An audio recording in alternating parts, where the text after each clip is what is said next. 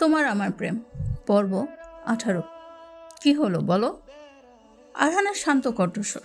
ঈশান একটু কুঁকড়ে বসলো। এদিক ওদিক দৃষ্টি ফেলছে, কি বলবে খুঁজে পাচ্ছে না, কিন্তু আরহানের দৃষ্টি উপেক্ষা করতে পারছে না সে। আরহান সূক্ষ্ম নজরে সবটাই খেয়াল করলো। তারপর ধীরে কিন্তু ভারী কণ্ঠে বলল, যদি কোনো কারণ ছাড়া হাওয়ায় তীর ছুঁড়ে বলে থাকো কথাগুলি, তাহলে কিন্তু খুব খারাপ হবে। ঈশান একটু চমকে গেল, নিজেকে গুটিয়ে নিল খানিক। তারপর নিচু গলায় মাথা নিচু করে জানিয়ে দিল সব কিছু, নিজের সন্দেহ, দোটানা, ভুল বোঝাবুঝির কথা। আহান সব শুনে এক নিঃশ্বাস ছাড়ল। তার চোখে এক রাশ বিস্ময়, বিরক্ত নিয়ে বলল, তার মানে তুমি তোমার পরীক্ষার আগে এই তুচ্ছ ঘটনার কারণে আমার থেকে দূরত্ব নিয়েছিলে? ঈশানের ধীরে মাথা ঝাঁকালো, তার দৃষ্টি নত। হঠাৎ করে যেন কোনো পূর্ব সংকেত ছাড়াই আরহান মুখ গুজে দিল ঈশানের গলার ভাঁজে। নিঃশ্বাস যেন ঈশানের গলায় এসে আটকে গেছে। বুকের ভেতরে হৃৎপিণ্ড অস্বাভাবিকভাবে ধুকধুক করছে। তারপর অনুভব করলো নরম ভেজা ঠোঁট ছুঁয়ে যাওয়া তার গলার কোমল ত্বকে। একটা, দুটো, তিনটে, পরপর কয়েকটা ছোট ছোট চুমু আঁকলো আরহান সেখানে। ঈশানী চোখ খিচে বন্ধ করে নিল। হাত মুঠো করে আঁকড়ে ধরল নিজের কামিজের অংশ। ছটফটিয়ে উঠল ছাড়া পাবার জন্য, কিন্তু সুঠাম দেহের পুরুষের বাহুবন্ধনে আবদ্ধ হয়ে সেটা শুধু ছটফটিয়ে গেল। এক অসহায় আবদ্ধতা, কিন্তু সেই ছোট ছোট নরম চুমু পরিবর্তিত হলো মৃদু কামড়ে। সেনি ব্যথায় ঠোঁট ভেঙে আসলো, মুখ থেকে নিঃসৃত হলো চাপা আহ। চোখের কোণ থেকে পানি চলে এসেছে। আরহান থাবে, তবে মুখ গুজে আছে তার নরম গলায়। তারপর চোখ তুলে তাকায়, মুখ তুলে নিয়ে এসে ঈশানের কানের কাছে শান্ত, স্থির, অথচ এক ধরনের দখলদারি মিশানো হাসকি স্বরে বলে, এটা আমার থেকে দূরে যাওয়ার কথা ভাবার শাস্তি। পরপর তার খড়খড়ে পুরুষালী ঠোঁট ছোঁয়ায় ঈশানের কানে লতিতে। তার ছোঁয়াতে ঈশানের ভেতর কেঁপে ওঠে। সে যেন বন্দী হয়ে আছে এক অদৃশ্য খাঁচায়, অনবরত মুচড়ি করে যাচ্ছে, কিন্তু মুখ দিয়ে কিছু বলতে পারছে না। আরহান বাহুবন্ধনে আরেকটু কাছে টানলো ঈশানীকে। কানে লতিতে কয়েকটি চুমু দিয়ে সেথায় বসালো আরও এক কামড়। ঈশানী এবার খামচে ধরলো আরহানের কাঁধের উপরের শার্টের অংশ। চোখ বন্ধ করে জোরে জোরে শ্বাস নিচ্ছে সে। আরহান তার উত্তপ্ত নিঃশ্বাস ফেললো ঈশানীর কানের গলায়। তারপর কানে কানে বলল, আর এটা আমাকে কিছু না জানিয়ে, কোনো প্রশ্ন না করেই আমাকে ভুল বোঝার শাস্তি। ঈশানের কম্পমান শরীরে তাপমাত্রা বাড়ল বুঝি। এলোমেলো হলো সে। আরহান থেমে গেল, তবে ছাড়ল না ঈশানীকে। সেভাবেই গাঢ় গম্ভীর খড়খড়ে কণ্ঠে বলে, আমি মেরুদণ্ডহীন নয়, আর না আমার ইচ্ছের বিরুদ্ধে কখনো আমাকে দিয়ে কিছু করাতে পেরেছে কেউ। একটু থামলো আরহান, তারপর মাথা তুলল, ঈশানীর চোখে চোখ রাখলো। ঈশানী সেই চোখে চাইতে পারল না, নামিয়ে নিল সে। আরহান সেই নিচু মুখশ্রীতে তাকেই আবার বলল, অলিভিয়াকে আমি কখনো বন্ধুর থেকে বেশি কিছু ভাবিনি। ও যদি বন্ধুত্বের থেকে বেশি কিছু ভেবে থাকে, that's none of my business. Ishani এবার চাইলো আরহানের দিকে। তার ভেতরটা কেমন অস্থির লাগছে। আরহান আবার বলল, তোমাকে বিয়ে করার ব্যাপারটা একদম আনএক্সপেক্টেড ছিল সত্যি, তবে ফোর্স ছিল না। কারো ফোর্সের ধার ধারি না আমি শুধু সে সময়টা নিতে চেয়েছিলাম, সেটা পাইনি। সব অনেক তাড়াতাড়ি হয়েছিল, আর পরিস্থিতিও অনুকূলে ছিল না, কিন্তু সেই পরিস্থিতিতেও আমি চেয়েছি বলেই এই বিয়ে হয়েছে। তাই নেক্সট টাইম আর কখনো যদি তোমার মুখে ডিভোর্স, মুক্তি অথবা দূরে যাওয়ার ফালতু কারণ শুনি, মেরে ফেলবো। এত ধৈর্য আমার কখনোই ছিল না। তোমার সাথে পরিচয় না হলে জানতাম না আমি এত ধৈর্যশীল। তাই এসব ইউজলেস কথা আমার ধৈর্যের পরীক্ষা ইউজলেস কারণে আমার ধৈর্যের পরীক্ষা নিও না। পরের বার শাস্তি এত মধুর হবে না, কিন্তু বুঝেছ? ঈশানী ঠোঁট দুটার মাঝে হালকা ফাঁক হয়। মনোযোগ দিয়ে শুনেছে সব। মাথা শূন্য শূন্য লাগছে।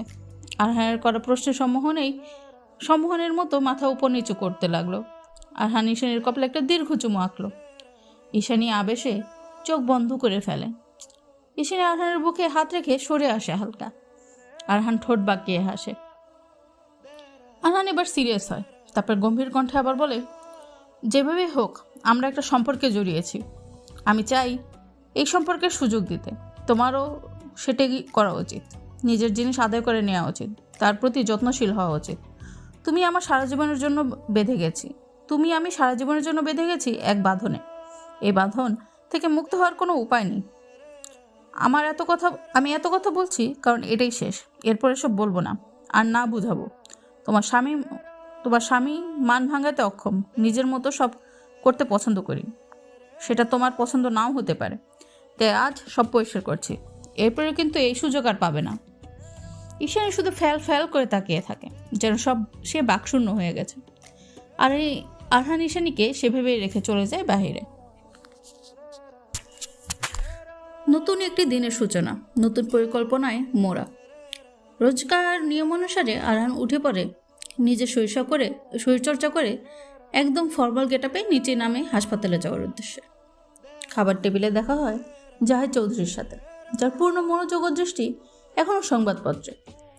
আরহান এসে চেয়ার টেনে পাশে বসলো জাহিদ চৌধুরীর। জাহিদ চৌধুরী খবরের কাগজ থেকে চোখ সরিয়ে ছেলের পানে যায়। দুজনে টুকটাক আলোচনা সেরে নেয় খাবারের টেবিলে। কিছুক্ষণ পর ময়না খাবার নিয়ে আসে, খাবার টেবিলে রাখলো। ঈশানীকে আশেপাশে কোথাও না দেখে জাহিদ চৌধুরী শুধালেন ময়নাকে, তোর চাচিম্মা আর ঈশানী কই? ময়না নিজের ভঙ্গিতে বলতে থাকে, চাচি আম্মা তো রান্তাছে আর আপামনি দাঁড়ায় আছে। শাস্তি আম্মা কথা কইতেছে না আপামনির লাগে। জাহিদ চৌধুরী তপ্ত নিঃশ্বাস ফেলল। কাল রাতে তাদের মধ্যেও কথা কাটাকাটি হয়েছে। মিনারা বেগম আপাতত ঈশানীর উপর রুষ্ট। তার ভাষ্যমতে ঈশানী কাল ইচ্ছে করে বানিয়ে ওসব বলেছে।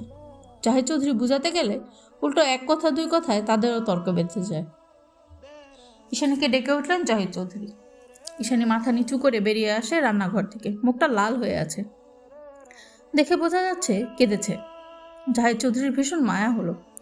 ঈশানীর মাথায় হাত রেখে পরিবেশ স্বাভাবিক করতে বলেন, এক্সাম তো শেষ, এখন কি করবে ভাবছো? ঈশানীর ভেতর অস্থিরতা কাজ করছে, নিজেকে যেন দোষী আসামির মতো লাগছে। মিনারা বেগমের নীরবতা তার উপর পাথরের মতো চেপে বসেছে। ছোটবেলা থেকে ছোটমার মুখের হাসিই তার জন্য আশ্রয় ছিল, আর আজ সে মুখে ঠান্ডা চুপ। আরহান শান্ত দৃষ্টিতে সব দেখল, তারপর গম্ভীর করে ডেকে ওঠে, ঈশানী রুমে আসো, আমার ওয়ালেট পাচ্ছি না। নিজের কথা শেষ করে হনহন করে উপরে উঠে যায়। ঈশানী তাকায় গমন পথে। চাচ্চুর সামনে কেউ এভাবে ডাকে নাকি? নিচু মাথা আরও নিচু হয়ে যায়। জাহিদ চৌধুরী বোধহয় ঈশানের ভাবাবেগ বুঝলেন, তাই ঈশানীকে যেতে বলে নিজেও চলে গেলেন। মিনিট কয়েক পর ঈশানী উপরে যায়। রুমের সামনে যেতেই হাতে টান পড়ে। ঈশানী ছিটকে ভেতরে আসে, মুহূর্তের জন্য ভয়ে শিউরে ওঠে, কিন্তু নিজের অতি পরিচিত মানুষের পরিচিত ছোঁয়া ও সুগন্ধি উপলব্ধি করে নিঃশ্বাস ছাড়ে প্রশান্তির। আরহান তার দিকেই তাকে। ঈশানী ভ্রু উঁচিয়ে জিজ্ঞেস করে, কি? আরহান কিছুক্ষণ মৌন থাকে, তারপর চোখের কোণে লেগে থাকা পানি মুছে বলে, কান্না করেছো কেন? ঈশানী মাথা নামিয়ে নেয়, আবার বিষাদ ছুঁয়ে যায় তাকে। ক্ষীণ কণ্ঠে বলে, কাঁদছিলাম না তো আমি। আরহান ঈশানীর থুতনিতে এক আঙ্গুল ধরে উপরে তোলে। ঈশানী চোখ বন্ধ করে আছে। আরহান বন্ধ চোখের উপরে নিজের ভারী নিঃশ্বাস ফেলে। ঈশানী কেঁপে ওঠে, চোখ মেলে তাকায়। আরহান নিজের কণ্ঠস্বর নরম করে বলে, মা কিন্তু এখনও তোমার ছোট মাই আছে। তোমার প্রতি ভালোবাসার উপর অভিমান নামক এক ঠুকনো আস্তরণ পড়েছে। সময়ের সাথে সেটা মুছে যাবে, তবে এমনি এমনি যে মুছে যাবে এমন না। তোমাকে সেটা আবার ফিরিয়ে আনতে হবে। তাই কষ্ট পেয়ে ভেঙে পড়ো না, নিজেকে শক্ত করো, প্রতিজ্ঞা করো সব ঠিক করে ফেলবে। আমি বিশ্বাস করি পারবে তুমি। ঈশানী ফুপিয়ে উঠল, তারপর কাঁদো কাঁদো হয়ে বলল, ছোট মা আমাকে বকা দিত, দুটো চড় দিত, তবুও আমার কষ্ট লাগতো না। কিন্তু ছোট মা আমার থেকে দূরে যাচ্ছে, তার নীরবতা আমাকে পীড়া দিচ্ছে। কীভাবে সব ঠিক করবো আমি? আরহান ঈশানীর চোখের পানি মুছে দেয়। দু হাতের আঁচলে ঈশানীর মুখ নিয়ে বলে, সেটা তো তোমাকেই বের করতে হবে। তাই কান্নাকাটি না করে ভাবো। যেখান থেকে শেষ হয়েছে সেখান থেকে না ভেবে যেখান থেকে শুরু হয়েছে সেখান থেকে ভাবো। আমি কিন্তু আস্থা রাখছি, আমাকে নিরাশ করবে না কিন্তু। আরহান গাল ছড়িয়ে হাসলো, তারপর ঈশানীর থেকে বিদায় নিয়ে হাসপাতালের উদ্দেশ্যে বের হলো। আর ঈশানী বিশ্লেষণ করতে লাগলো আরহানের কথাগুলো। একটি ব্যস্তময় দুপুর। রান্নাঘর থেকে ভেসে আসছে টুকটাক শব্দ। মিনারা বেগম রান্না বসিয়েছেন, ময়না কাটাকাটি করছে। ঈশানী মৃদু পায়ে এগিয়ে গিয়ে দাঁড়ায় মিনারা বেগমের পিছনে। তারপর তার শাড়ির আঁচল মুঠোয় নিয়ে সেই ছোট্টবেলার মতো করে বলে, ছোট মা প্রচণ্ড খিদে পেয়েছে, কিছু খেতে দেবে? মিনারা বেগম অবাক হয়ে পিছু ফিরে ঈশানীকে জড়সড় হয়ে দাঁড়িয়ে থাকতে দেখে দৃষ্টি তার ফ্লোরে। মিনারা বেগম শক্ত হয়ে দাঁড়িয়ে পড়ল, তারপর ময়নাকে তাড়া দিয়ে বলল, ময়না খাবার বেড়ে দে। মিনারা বেগম ঘুরতে নিলে ঈশানী ফুপিয়ে জড়িয়ে ধরে। মিনারা বেগম স্থির হয়ে যায়। ঈশানী কাঁদো কাঁদো হয়ে বলে, ছোট মা প্লিজ আমাকে ক্ষমা করে দাও, তুমি এভাবে মুখ ফিরিয়ে নিলে আমি যে অসহায় হয়ে পড়ব। ছোট্টবেলা যখন মা বাবা হারিয়েছি এবং এই বাড়িতে এসেছি তখন তুমিই আমাকে নিজের বুকে জড়িয়ে নাও। আমার কখনো অনুভব হয়নি বাহিরের কেউ। তোমার ছায়াতলে আমাকে আগলে রেখেছিলে, সেই ছায়া সরিয়ে নিও না ছোট মা, আমি যে নিঃস্ব হয়ে যাব। মিনারা বেগমেরও চোখ ভিজে উঠেছে এতক্ষণে। যে মেয়েকে কোলে পিঠে করে মানুষ করলেন তার অশ্রুতে ঝড় বইল তার মধ্যে। অনুশোচনা যে তার একদম হয়নি তেমন না, কিন্তু কালকে যখন ভাইয়ের বউ আমিনা শিকদার ফোন দিয়ে কাঁদলেন, কেঁদে কেঁদে বুক ভাসিয়ে বললেন নিজের স্বামী ও ছেলের করুণ অবস্থার কথা, দায়ী করলেন ঈশানীকে, তখন থেকেই মেয়েটার উপর তেতে যায় মিনারা বেগম। যে মেয়েকে ছোট থেকে মানুষ করেছে সেই মেয়েকেই এক মুহূর্তেও অসহ্য লাগছে তার উপর ঈশানীর অমন পাগলামি তাকে হতবুদ্ধি করে ফেলেছিল। তাই না ভেবেই রাগে কষ্টে অভিমানে সবকিছু ঢেলে দিয়েছিলেন মেয়েটার উপর। স্বামীর সাথেও তর্ক করেছেন, সে মেয়েটার অবস্থা ভাবেনি। এই মেয়েটা তো তার নিজেরই, সেই কোলে পিঠে মানুষ করেছে, কীভাবে পারলো সে এরকম স্বার্থপর হতে। জোরে ধরলেন ঈশানীকে, কান্না লুকিয়ে মিছে মিছে ধমক দিয়ে স্তব্ধ কণ্ঠে বললেন, হয়েছে হয়েছে, এভাবে আর বড় বড় কথা বলতে হবে না, কত বেলা হয়েছে, এখনো খাসনি কেন? ঈশানী যেন হৃদয়ে শীতলতা অনুভব করলো, চারদিক পুলকিত। এই তো, এখানেই তো সুখ। মায়ের মতন এই ছোট মার ছায়াতলে সে মায়ের গন্ধ পায়, মা নিরাপদ পায়। মিনারা বেগম ঈশানীকে ছেড়ে তড়িঘড়ি করে খাবার বাড়লেন, নিজে বসে থেকে খাওয়ালেন। ঈশানীর মন হেসে উঠল, মনে মনে কৃতজ্ঞতা প্রকাশ করলো আরহানের প্রতি। মানুষটা এত পারফেক্ট কেন, কীভাবে সব সমস্যার সমাধান খুঁজে পায়। ঈশানীর ঠোঁটের কোণে ভেসে ওঠে প্রশান্তির হাসি।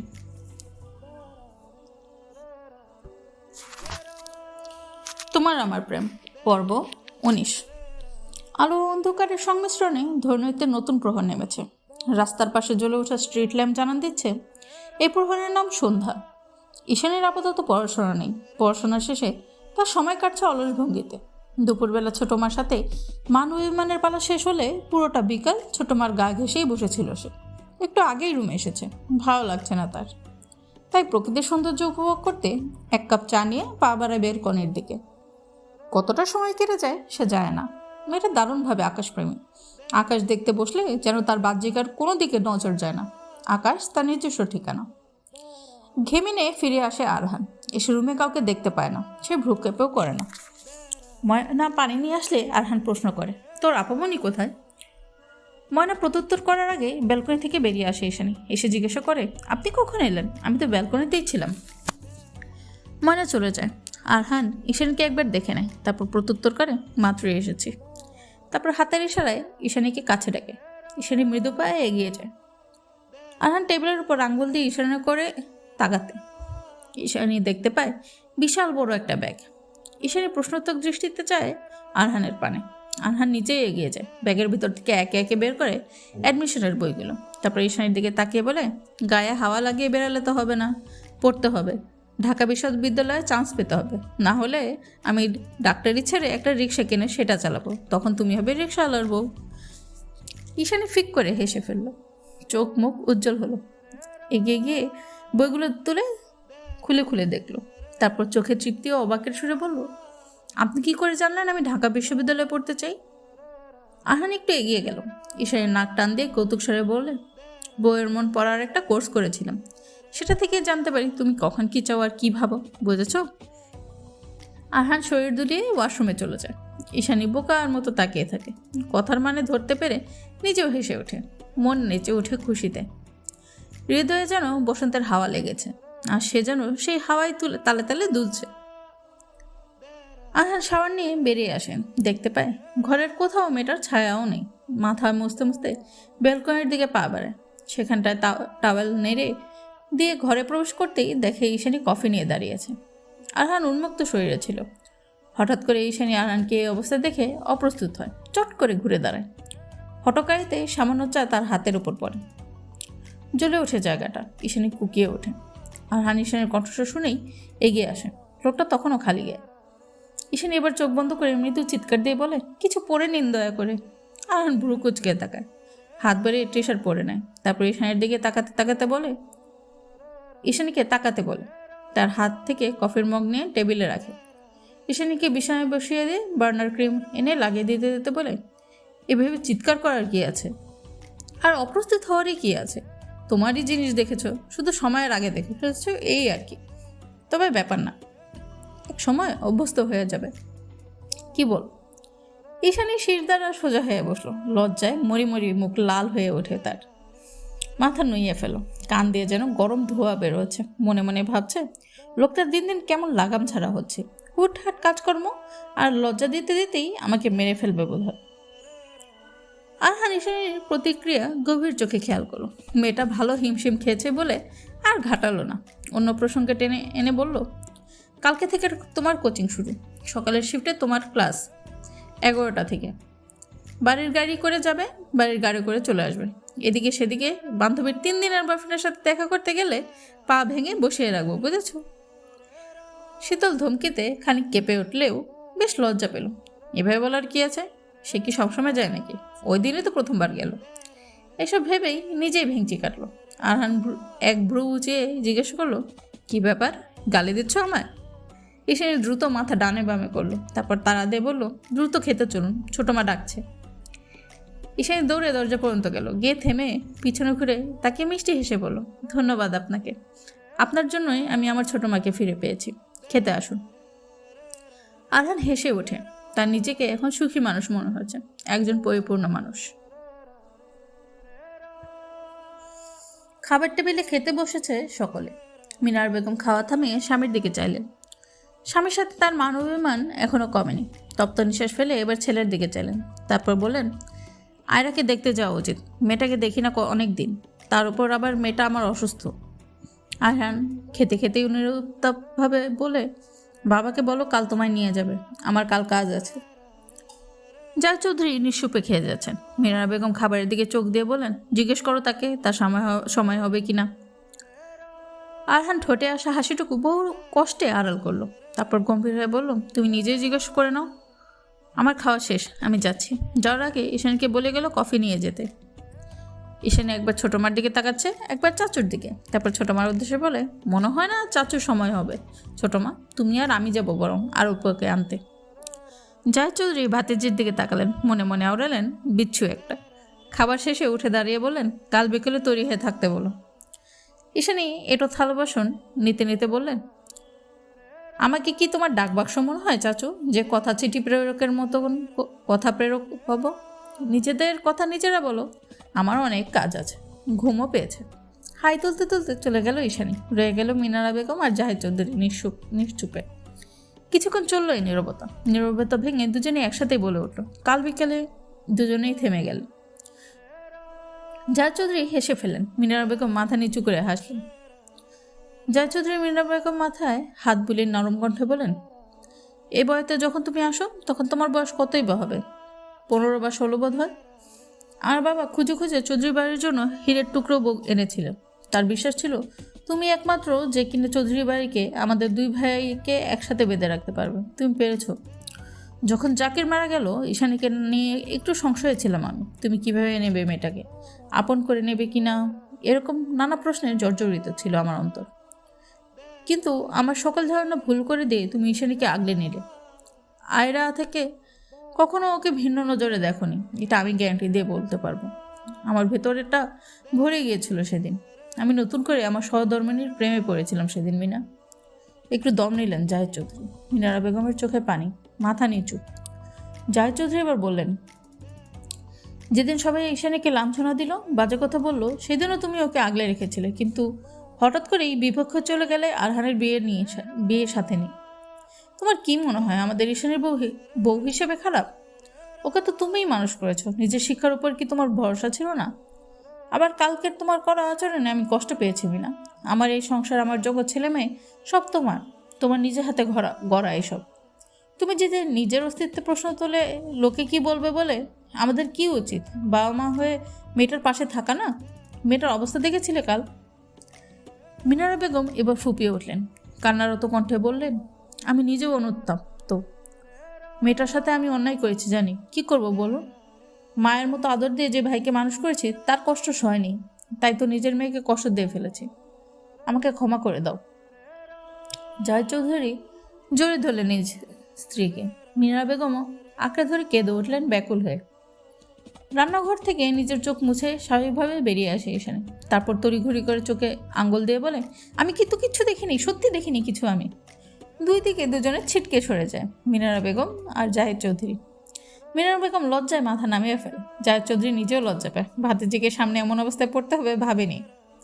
ঈশানী সিঁড়ি বেয়ে উপরে উঠে যায়, তারপর রেলিং ধরে ঠাট্টা করে বলে, ছোট মা, চাচু, তোমরা এখন আবার কন্টিনিউ করতে পারো, আর কেউ ডিস্টার্ব করবে না। জাহিদ চৌধুরী লজ্জায় ধমকে উঠলেন, তোমার হচ্ছে, কালকে এসো শুধু তুমি আমার সামনে। ঈশানী হাসতে হাসতে নিজের রুমে দৌড় দেয়। জাহিদ চৌধুরী নিজেও হেসে দেয়। মিনারা বেগম লজ্জা পেয়ে স্বামীর গাড়ি সব দোষ দিয়ে পড়েন, সব আপনার জন্য হয়েছে, মেয়েটি কী ভাবলো। মিনারা বেগম চলে যায় রুমে। জাহিদ চৌধুরী নিজেও হেসে নিজের পা বাড়ায় সেদিকটায়। ঈশানী হাসতে হাসতে রুমে প্রবেশ করে। আরহান সোফায় বসে ল্যাপটপে গুতোগুতি করছিল। ঈশানীকে দেখে ল্যাপটপে দৃষ্টি রেখে প্রশ্ন করে, শ্বশুর শাশুড়ি রুমের দেখে খুব আনন্দিত হয়েছে দেখি। ঈশানী থতমত খেলো, তারপর মাথায় এদিক ওদিক নাড়িয়ে বলে, না আমি কিচ্ছু দেখিনি, একদম সত্যি। আরহান ল্যাপটপ থেকে চোখ ফিরিয়ে যায় তার দিকে, ল্যাপটপ পাশে রেখে দাঁড়িয়ে যায়। সামনে এগোতে এগোতে বলে, তাহলে আমি দেখাই।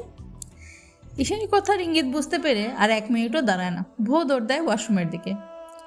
ঈশানীর দৌড়ানো দেখে হেসে ফেলল আরহান। ঈশানী শুয়ে পড়েছে অনেকক্ষণ, কিন্তু আরহান প্রতিদিনের অভ্যাসের মতো এখনও কাজ করে যাচ্ছে। ঈশানী নিজের মোবাইলে সময় দেখে নিল, রাত 12:30। ঈশানী উঠে বসলো, চুলগুলো হাত খোপা করে নিচে নামলো, এগিয়ে গেল আরহানের দিকে। পাশে দাঁড়িয়ে দেখে ল্যাপটপে আরহান এতই মগ্ন যে ঈশানীর উপস্থিতিও টের পায়নি। ঈশানী তার কাঁধের দিকে টি শার্ট কিছুটা অংশ ধরলো নরম হাতে, তারপর টানতে লাগলো। আরহানের হাত থেমে গেল, চোখ তুলতে চাইল। অন্ধকারের ড্রিম লাইটের মৃদু আলোতে স্পষ্ট হলো ঈশানীর মুখশ্রী। ঈশানী কণ্ঠস্বর নিচু করে অনুরোধ করে বলল, অনেক রাত হয়েছে, আসুন শুয়ে পড়ুন।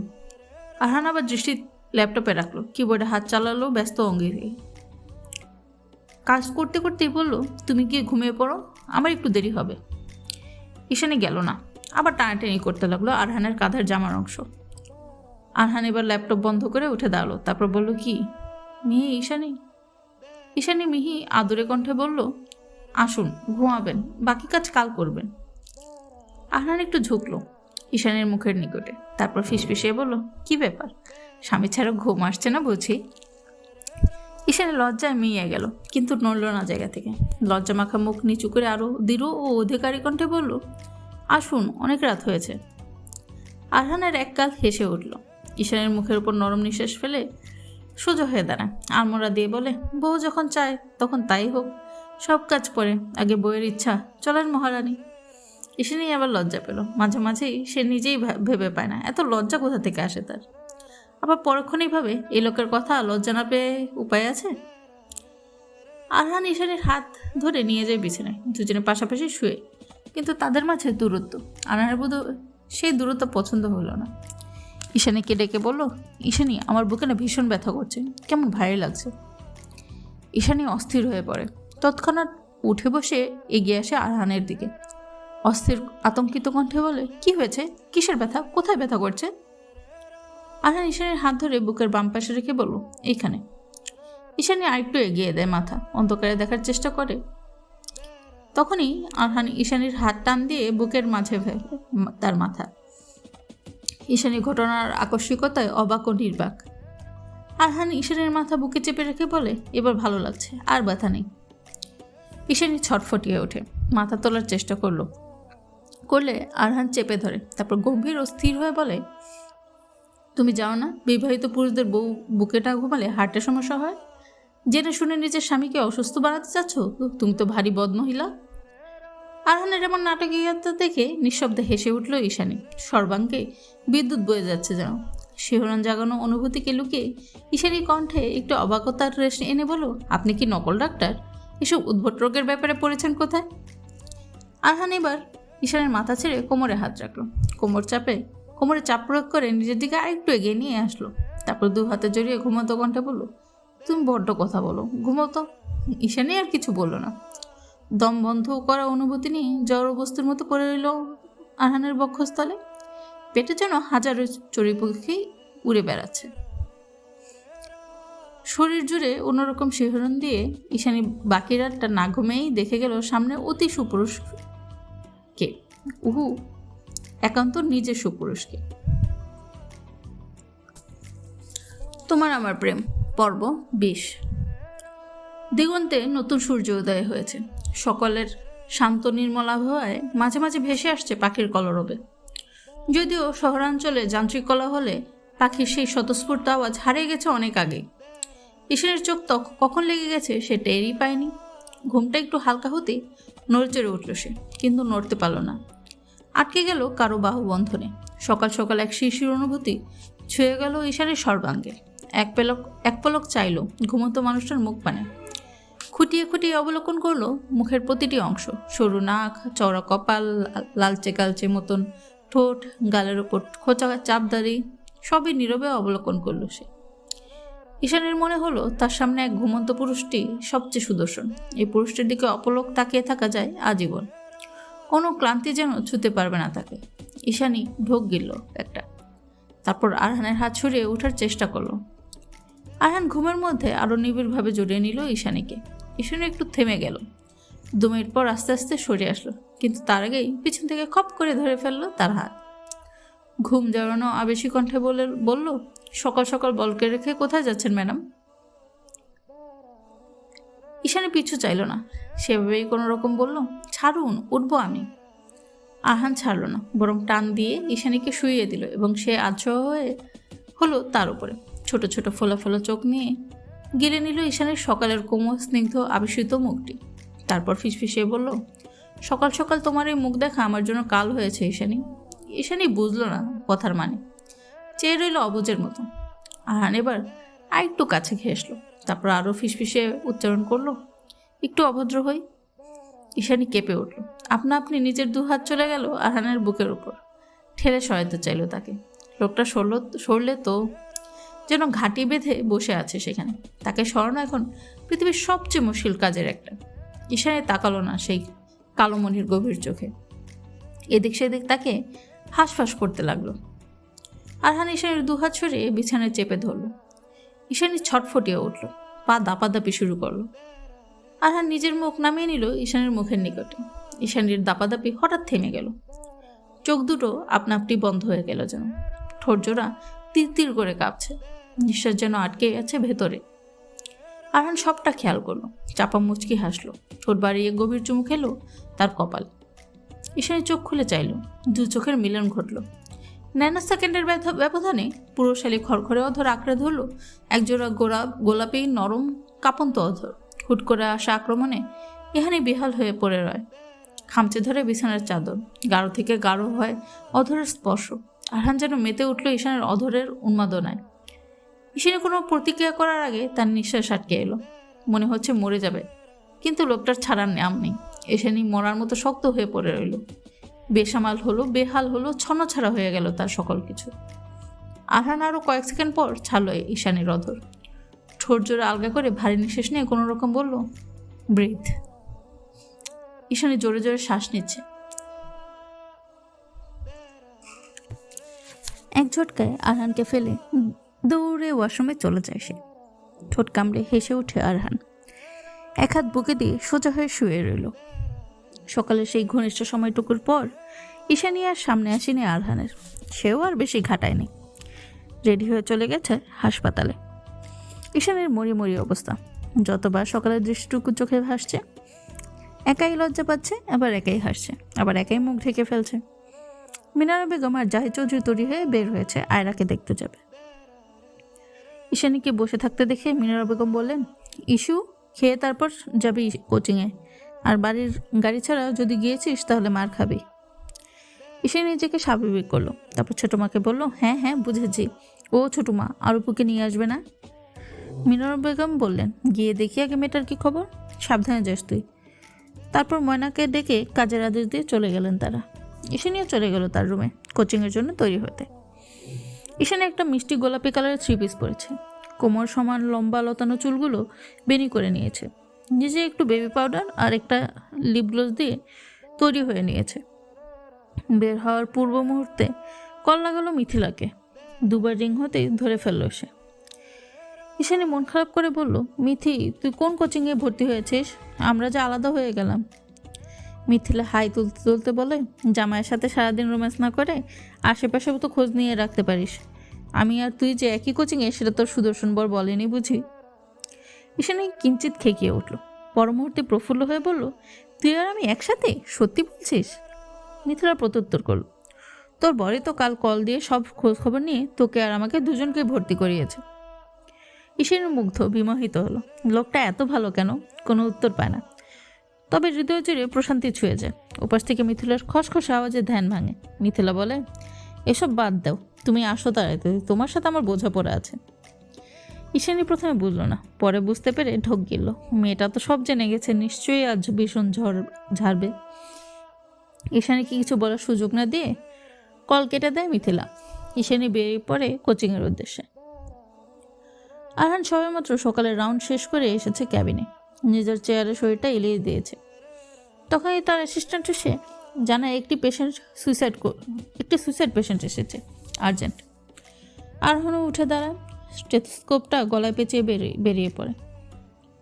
এমার্জেন্সি ক্যাবিনের সামনে এসে থমকে যায়। বেডে শুয়ে আছে অলিভিয়া। আরহান দ্রুত পায়ে এগিয়ে যায়, অলিভিয়ার হাত ধরে পালস চেক করে। অলিভিয়ার বাবা করুণ সুরে বলে, ডাক্তার, আমার মেয়েটাকে বাঁচা। থেমে যায় ভদ্রলোকের কথা। আরহানকে দেখে চোখ দিয়ে যেন আগুন ঝরছে। তৎক্ষণাৎ হুঙ্কার দিয়ে বলে, তুমি আমার মেয়েটাকে মেরে এখনও এসেছো চিকিৎসা করতে? স্পর্শ করবে না ওকে। নার্সের দিকে তাকিয়ে বলে, আপনি অন্য ডাক্তার ডাকুন, এই প্রতারককে দিয়ে আমি আমার মেয়ের চিকিৎসা করাবো না। আরহান শীতল চোখে চেয়ে রইল। নার্সটি অপ্রস্তুত হল। আরহানের দিকে একবার চেয়ে বলল, আপাতত ওয়ার্ডে ডাক্তার নেই, আপনি শান্ত হন। ভদ্রলোক নাকচ করে বলল, না, এই ছেলের ছোঁয়াও আমি আমার মেয়ের ওপর পড়তে দেব না, ওর জন্যই আমার মেয়ের এই অবস্থা। আরহান এবার 2 পা এগিয়ে গেল, তারপর গম্ভীর কণ্ঠে বলল, আপাতত আপনার মেয়ের চিকিৎসার জন্য আমাকেই লাগবে আপনার। নিশ্চয়ই আপনার মেয়ের জীবন থেকে কিছু বড় না, বাকি কথা অলিভিয়া সুস্থ হলে বলবে। ভদ্রলোক কিছু না বলে আরহান নার্সকে দিক নির্দেশনা দিল, নিজেও ছুটল সেদিকটায়। অলিভিয়ার বাবা উতলা হয়ে রইল। অলিভিয়ার মা মারা যাওয়ার পর একা হাতে মা ও বাবার দুজনের আদর দিয়ে মানুষ করেছেন মেয়েটাকে। এই মেয়েটাই তার বেঁচে থাকার অবলম্বন। মেয়েটার কিছু হলে সেও যে বাঁচবে না।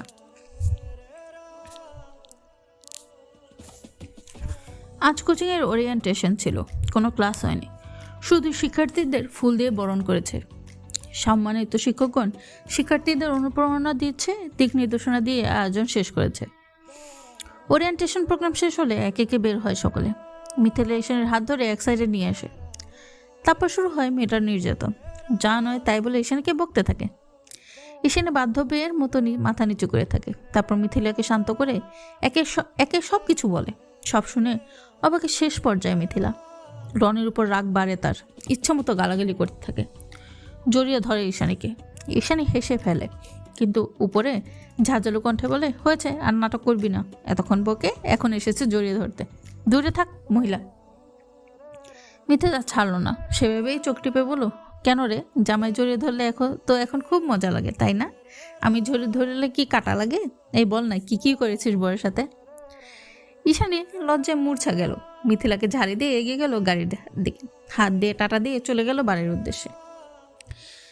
ঈশানী বাড়ি এসে দেখে আয়রা এসেছে। খুশি হয়ে যায় ঈশানীর মন, ছুটে যায় আয়রার কাছে, আর একে জড়িয়ে ধরে। তারপর বাচ্চাদের মতো বলে ওঠে, আর আপু, আমি খালামণি হব। তোমার পুচকুকে তোমার পেটে, তাই না? আমি একটু ছুঁয়ে দেখি। আয়রা হেসে ফেলে। ঈশানীর এক হাত নিয়ে নিজের পেটে ধরে, বলে, এই দেখ। ঈশানীর চোখ চকচক করে উঠল, সেখানে হাত রেখে যেন কিছু খুঁজছে। তারপর মন খারাপ করে বলল, কিছুই তো বুঝতে পারছি না আপু। আয়রা খিলখিল করে হাসলো। তারপর বলল, এখনও তো ভীষণ ছোট, এখনই কি বুঝবি রে? আর একটু বড় হোক, ওর অস্তিত্ব একটু একটু করে বুঝতে পারবি তখন। ঈশানী হাত ছড়িয়ে নিল, নানান গল্প জুড়ে দিল আয়রার সাথে। আয়রা ভীষণ অবাক হলো ঈশানীর চঞ্চলতায়। মীরা বেগম ঈশানীকে তাড়া দিলেন ফ্রেশ হয়ে খাওয়ার জন্য। ঈশানীও চলে গেল। আয়রা অভিভূত হয়ে ওর মাকে বলল, মা, ঈশানী আগের থেকে প্রাণবন্ত হয়েছে, তাই না? মীরা বেগম নিজেও খেয়াল করেছে এই ব্যাপারটা। মেয়েটা আগে চুপচাপ থাকতো, ইদানিং দুষ্টু দুষ্টু কথা বলে, একা একা হাসে, সব কাজ তার ভীষণ আগ্রহ। মিনারা বেগম প্রত্যুত্তর করলেন, আয়রা আবার বলল, ভাইয়ার সংস্পর্শে এসে মেয়েটা বাচ্চা হয়েছে। হয়তো ছোটবেলা থেকে ও যেটা পায়নি ভাইয়ার থেকে পেয়ে ওই কিশোরী হৃদয় ছোটবেলা সব লুকিয়ে রাখা আবেগ, অনুভূতি, চাঞ্চল্য বের করে দিচ্ছে। ওর লুকিয়ে রাখা সত্তা বেরিয়ে আসছে। মিনারা বেগম কিছু বললেন না, শুধু ভাবুক হয়ে রইলেন। সন্ধ্যার একটু পরে আরহান এসেছে। আরহানকে দেখে ঈশানী রান্নাঘরে চলে যায়। আরহানের পছন্দ মতো ব্ল্যাক কফি বানিয়ে উপরে আসে। দেখতে পায় আরহান এখনো গায়ের কাপড় ছাড়েনি, সেভাবেই বসে আছে। ঈশানী গিয়ে কফির কাপটা এগিয়ে দিল। হ্যাঁ, চাইলো একবার ঈশানীর দিকে, তারপর হাত থেকে কাপটা পাশের টেবিলে রেখে ঈশানীকে টেনে পাশে বসালো। তারপর ঈশানীর কোলে মাথা রেখে শুয়ে পড়ল। জড়ানো কণ্ঠে বলল, একটু আমার মাথায় হাত বুলিয়ে দাও না, ভালো লাগছে না। ঈশানীর কেমন যেন লাগলো, মনে হলো লোকটা ঠিক নেই। উদ্বিগ্ন হলো, বিচলিত হলো ঈশানী। অস্থির হাত গলিয়ে দিল আরহানের গভীর চুলগুলো মৃদু টান দিয়ে নরম কণ্ঠে শুধলো, খুব বেশি ক্লান্ত লাগছে আপনার? শরীর খারাপ লাগছে কি? আরহান কিছু বলল না। ঈশানীর কোমর পেঁচিয়ে মুখ গুজে রইল ঈশানীর পেটে। ঈশানী ঈষৎ কেঁপে উঠল, কিন্তু নড়াচড়া করলো না। সেভাবেই নরম হাতে টানতে লাগলো আরহানের সিল্কি মসৃণ চুল। বেশ কিছুক্ষণ এভাবেই থাকলো আরহান। ঈশানীর মনটা কেমন যেন খচখচ করলো। আরহানের জন্য হৃদয় কেন যেন ব্যথা অনুভব করলো। মনে মনে আওড়ালো, ঠিক আছেন আপনি? কি হয়েছে আপনার? আমি কি করলে আপনার ভালো লাগবে বলুন না? কিন্তু মুখে কিছু বলল না, হাত বুলিয়ে দিতে থাকে। প্রায় আধা ঘন্টা পর উঠে বসে আরহান। ঈশানীর গালে হাত দিয়ে কপালে চুমু আঁকে, তারপর চলে যায় ওয়াশরুমে হাত ফ্রেশ হতে। ঈশানী শুধু ভাবে লোকটা অদ্ভুত, ভারী অদ্ভুত। তারপর কফিটা নিয়ে চলে যায় নিচে। ঠান্ডা হয়ে গেছে, গরম করা জরুরি। তোমার আমার প্রেম, পর্ব 21। পূর্ব আকাশে সূর্য উঠেছে। ঘরে মৃদু আলো প্রবেশ করতেই ঈশানীর ঘুম ছুটে গেল। এমনিতেও তার রাতে তেমন ঘুম হয়নি। কাল আরহান কেমন একটা নির্লিপ্ত ছিল। ঈশানী সেটা নিয়েই চিন্তা, মন কুগাইছে। ঈশানী পাশ ফিরে চাইল ঘুমতো আরহানের পানে। গভীর চোখে দেখছিল তাকে। তখনই আরহানও চোখ মেলে তাকালো। দুজোড়া চোখের মিলন ঘটল। কথার বিনিময় হলো না, শুধু চেয়ে রইল। হয়তো চোখের ভাষায় বোঝাতে চেষ্টা করছিল। ঈশানী নিজের হাত বাড়িয়ে রাখলো আরহানের গালের উপর। তখনও তার দৃষ্টির মিলনে ব্যাঘাত ঘটেনি। ঈশানী আরহানের গাল ছুঁয়ে কোমল কণ্ঠে জিজ্ঞাসা করলো, আপনি আপনি ঠিক আছেন? আরহান তাকিয়েই আছে ঈশানীর দিকে, দৃষ্টি ফেরায়নি একবারও। তার গালের উপর ঈশানীর রাখা হাত নিজের হাতে রাখলো, তারপর বলল, আমি ঠিক নেই। ঈশানীর মনটা কেমন যেন করলো, তবু শান্ত হয়ে জিজ্ঞেস করে, কি হয়েছে আপনার? বলুন না। কেন চিন্তায় ফেলছেন আমায়? আরহান একটু এগিয়ে গেল। ঈশানীর শরীর গলিয়ে তাকে আর একটু কাছে টেনে নিল। তারপর বলে, জীবন অনেক বড় আর মূল্যবান, সেখানে এসব বিষয় নিয়ে চিন্তা করলে হবে? ঈশানী অপলক তাকিয়ে রইল, তারপর কণ্ঠে জোর দিয়ে বলল, আমার কাছে সবচেয়ে মূল্যবান আপনি। আরহানের হৃদয়ে শীতল হাওয়া বয়ে গেল, যেন প্রশান্তি অনুভব করলো। তারপর ঈশানী নাক টেনে বলল, পাক্কা বউ কথা বলছো কিন্তু? আমাকে কি একদম বেঁধে ফেলতে চাইছো? ঈশানীর ঠোঁটের কোণে ভেসে উঠল এক অলক্ষ্য হাসি। শ্বাস ফেলে চাপা কণ্ঠে সে বলল,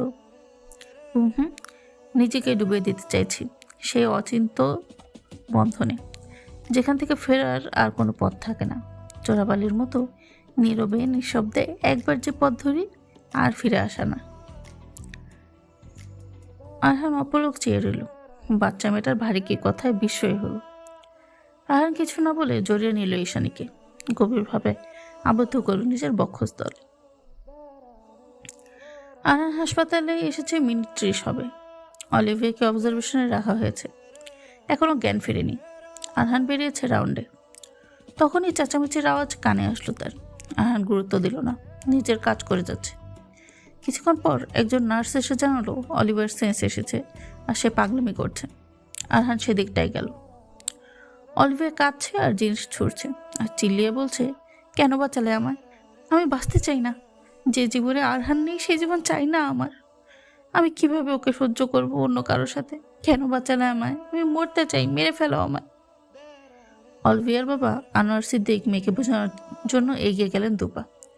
অলিভিয়ার পাশে থাকা টেবিলে ফেলে দিয়ে বলল, কাছে আসবে না, সহ্য হচ্ছে না তোমায়। আমি মরে একটু সুখ পেতাম, তোমার সহ্য হলো না সেটা। আমাকে দুঃখ পেতে তোমার আমার বাঁচালে, তাই না? আনোয়ার সিদ্দিক কেঁদে উঠলেন। তার পিতৃহৃদয়ে কাতর হলো। অসহায় বোধ করলেন। মেয়েকে বুঝাতে বলল, না রে মা, এভাবে বলে না। তোর কিছু হলে আমি কি নিয়ে বাঁচবো? আমার যে তুই ছাড়া কেউ নেই। অলিভিয়া আবার চিল্লিয়ে উঠল, আর আমার আরহানকে চাই, এনে দেবে? সামনে আরহানকে দাঁড়িয়ে থাকতে দেখে থেমে গেল অলিভিয়া। চোখ দুটো চকচক করে উঠল। উদ্ভ্রান্তের ন্যায় এগিয়ে যায়, আরহানকে জড়িয়ে ধরে বলে, এসেছিস তুই? সত্যি এসেছিস? আমি জানতাম তুই আসবি। আমার এত ভালোবাসা তুই দূরে ঠেলেই দিতে পারবি না? এই আরহান, আরহান। আরহান ঠেলে সরিয়ে দিয়ে অলিভিয়াকে নিজের সর্বস্ত শক্তি দিয়ে একটা থাপ্পড় বসায় তার গালে। আনোয়ার সিদ্দিক আগুন চোখে চায় আরহানের দিকে, কিন্তু মেয়ের ডুকরে কাদা দেখে নিভে যায়। আরহান অলিভিয়া ডুকরে কেঁদে ওঠে। আরহান হুঙ্কার দিয়ে বলে, এসব কি করে কি প্রমাণ করতে চাইছিস তুই? আমাকে খুব ভালোবাসিস? আমাকে ছাড়া মরে যাবে? এসবই লাভ নেই। আমার মনে প্রাণে বিয়ে মেনে নিয়েছে আমি, আর ঈশানীকে আমার হৃদয়ে স্থান দিয়েছি। সেখানে আর কারো স্থান নেই। তুই যতই পাগলামি কর, লাভ হবে না। তাই বলছি, শুধরে নে নিজেকে। নিজের কথা না ভাবিস, নিজের বাবার কথা ভাব। একটু থেমে আবার বলে, তোর আমার মধ্যে কখনোই ভালোবাসা সুবাসী সম্পর্ক ছিল না। তোকে আমি বহু আগেই ক্লিয়ার করেছিলাম যে আমার মনে সেরকম কোনো অনুভূতি নেই। তুইও বলেছিলি বন্ধু হিসেবেই থাকবি। তাহলে আজ এসব নাটক কেন? আমাকে গিল ট্রিপে ফেলতে চাচ্ছিস? পারবি না। আমি নিজের কাছে স্বচ্ছ, পরিষ্কার। আমি জানি আমি তোকে কোনো কথা দেইনি, তাই এই দায়ভার আমার কখনোই না। তবে তোকে আমি বন্ধু ভাবি, সেখান থেকেই তোর জন্য সমবেদনা আসবে। এর থেকে বেশি আর কিছুই না। অলিভিয়া ফুপিয়া কেঁদে উঠল। অশ্রুসিক্ত নয়নে তাকিয়ে বলল, তোকে ভালোবাসে কি আমার অপরাধ আরহান? এত ভালোবেসেও আমি তোকে পেলাম না। আর একটা মেয়ে যে কখনো তোকে চাইনি, সে তোকে পেয়ে গেল। আমার ভালোবাসায় কোথায় কমতে ছিল বল না? এতদিন তো আশায় ছিলাম তুই একদিন ঠিকই বুঝবি, কিন্তু এখন কোন আশায় থাকবো? আমার বেঁচে থাকার অবলম্বন যে নেই। আরহান এগিয়ে গেল, অলিভিয়ার হাত ধরে বসে কেবিনের বেডে। তারপর ঠান্ডা শীতল কণ্ঠে বলে, তাকা ওই মানুষটার দিকে। মানুষটা তোর জন্য কালকে থেকে ছুটছে, কাঁদছে। এই মানুষটার প্রতি কি তোর কোনো দায়িত্ব নেই? একজন শিক্ষিত, স্মার্ট, স্বাধীন চেতা সুন্দরী মেয়ে হয়ে এসব ভাবছিস? তাহলে লাভ কি হলো তোকে বিদেশে পড়িয়ে?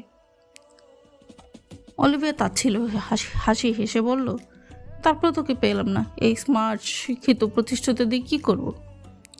আরহান তপ্ত নিঃশ্বাস ছাড়লো। তারপর অলিভিয়ার মাথায় হাত বুলিয়ে বলল, তোর জন্য যে সঠিক মানুষটা আছে সে ঠিক বেছে নেবে। হাজার মানুষের ভিড়ে তুই না চাইলেও তোকেই বেছে নেবে। তোর জন্য পুরো দুনিয়ার খুশি এনে তোর পায়ে ফেলবে। ঠিক মানুষের জন্য অপেক্ষা করো। সেদিন আর আমাকে মনে পড়বে না। সেই মানুষটার কাছে তখন আমাকে তোর নগণ্য লাগবে। অলিভিয়া হাসল, বৃদ্ধপের হাসি। এই সান্ত্বনা বাণী তার কাছে অসহ্য ঠেকছে। আরহান আর কিছু বলল না, বেরিয়ে গেল। আরহান আর ক্যাবিনে যায়নি। অ্যাসিস্ট্যান্টকে বলে হাসপাতাল থেকে বেরিয়ে গেছে সোজা। গন্তব্য ঈশানীর কোচিং। তার ভীষণ অস্থির লাগছে। এই অস্থিরতা কাটানো বিশেষ প্রয়োজন। ঈশানী সবেমাত্র কোচিং শেষে বেরিয়েছে। মিথিলাকে বিদায় দিয়ে সামনে এগোতেই দেখতে পায় একান্ত নিজের পুরুষকে। প্রথমে অবাক হয়, পরে খুশি হয়ে যায়। দৌড়ে যায় আরহানের কাছে, গিয়ে উৎফুল্ল কণ্ঠে বলে, আপনি আপনি কখন এসেছেন? আরহান পকেট থেকে রুমাল বের করে ঈশানীর কপালে, নাকের বিন্দু বিন্দু ঘাম মুছে দেয়। তারপর ঈশানীর কাঁধের ব্যাগ নিতে নিতে বলে, ঘন্টাখানেক হবে। ঈশানী অবাক হয়ে যায়। এই রোদে এতক্ষণ দাঁড়িয়েছিলেন? আমাকে ডাকতেন, আমি বেরিয়ে আসতাম। আরহান ঈশানীর হাত ধরে গাড়িতে বসে, তারপর নিজেও বসে। ঈশানী কিছু বলতে নেয়, কিন্তু তার আগে জড়িয়ে নেয় আরহান ঈশানীকে। ঈশানী থমকে যায়, হঠাৎ করে জড়িয়ে ধরায়। কিছুক্ষণ মূর্তি হয়ে বসে থাকে। হঠাৎ নিজের ডান হাত গলিয়ে দেয় আরহানের চুলে। মুখে কিছু বলে না, নীরবে চুল বুলাতে থাকে, যেন নীরব আশকারা সান্ত্বনা দিচ্ছে। প্রায় 10 মিনিট তার অভাবেই ছিল আরহান ঈশানীর বুকে, আর ঈশানীর হাত বুলিয়ে দিচ্ছিল আরহানের চুল। আরহান উঠে এলো, পাড়ের বোতল দিয়ে এলো ঈশানীকে। ঈশানী ঢক ঢক করে খেলো। কিছু বলার আগে আরহান বলে, আজ তোমার একটা জায়গায় নিয়ে যাব, যাবে? ঈশানী সম্মোহনীয় হয়ে বলে, আপনি সাথে থাকলে আমি পাতালেও যেতে রাজি। আরহান শব্দ করে ঈশানীর কপালে চুমু বসায়, তারপর গাড়ি স্টার্ট দেয়।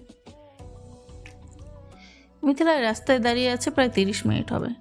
এই দুপুরের কড়া রোদে এতক্ষণ দাঁড়িয়ে থেকে তার মেজাজ সপ্তম মানে সিদ্ধান্ত নিল এখনই চলে যাবে। তখনই কোথা থেকে দৌড়ে আসলো অভ্র। দুপায়ে হাঁটুর উপর ভর দিয়ে হালকা উপরে হাঁপাতে থাকে। মিথিলার রাগ কমলো কি না কে জানে, তবে একটু মায়া হলো বোধ হয়। তাই তো ব্যাগ থেকে পানির বোতল বের করে দিয়ে অভ্রকে বলল, নিন। অভ্র সেটা নিল, ঢকঢক করে পুরোটা শেষ করলো। তারপর ব্যস্ততার সাথে কান ধরে বলল, সরি প্লিজ রাগ করো না, আমি ঠিক সময়ে আসতাম, কিন্তু বেরোনোর সময় একটু আটকে গিয়েছিলাম, প্লিজ রাগ করো না মিথু। মিথিলা কেন যেন এই ছেলের সাথে রেগে থাকতে পারে না। সে সামনে না থাকলে তার যত হম্বিতম্বি। সেই লম্বাটে শ্যামবর্ণের তীক্ষ্ণ নজরের লোকটা তার সামনে এসে দাঁড়ায় যখন, তখন তার সমস্ত রাগ অভিমান অভিযোগ কর্পূরের মতো উড়ে যায়। এর কারণ আজও বুঝে উঠতে পারে না মিথিলা। আর যখন আহ্লাদ করে মিথু বলে ডাকে, পেটে যেন 100 প্রজাপতি উড়ে যায়। কার সাধ্য এরপরে ওরা করে থাকার? কারণ না, মিথিলাও পারে না, কিন্তু সেটা প্রকাশ করলো না। মুখটা ইচ্ছে করে গম্ভীর করে নাক মুখ কুচকে বলে, তুমি প্রতিদিন একই অজুহাত দাও, কি সমস্যা বলো তো? আমাকে প্রতিদিন অপেক্ষা করি কি শান্তি পাও? অবর তাকালো মেয়েটার সুশ্রী মুখে। রোদের তাপে ফর্সা মুখটা লালচে হয়ে গেছে, চুলগুলো খানিকটা এলোমেলো হয়ে আছে, মুখ ঘেমে নিয়ে যাচ্ছে তাই অবস্থা। তবু যেন অভ্রকে ভীষণ টানলো সেই মুখটা। তার চোখে সবচেয়ে মায়াবী মুখটা, মুখে হালকা রাগের আভাস। মেয়েটাকে মোহনীয় লাগছে তার কাছে। সে হাতের ছাতা মেরে ধরলো মিথিলার উপর, তারপর কণ্ঠে অপরাধ বোধ নিয়ে বলল, মন খারাপ করছো কেন?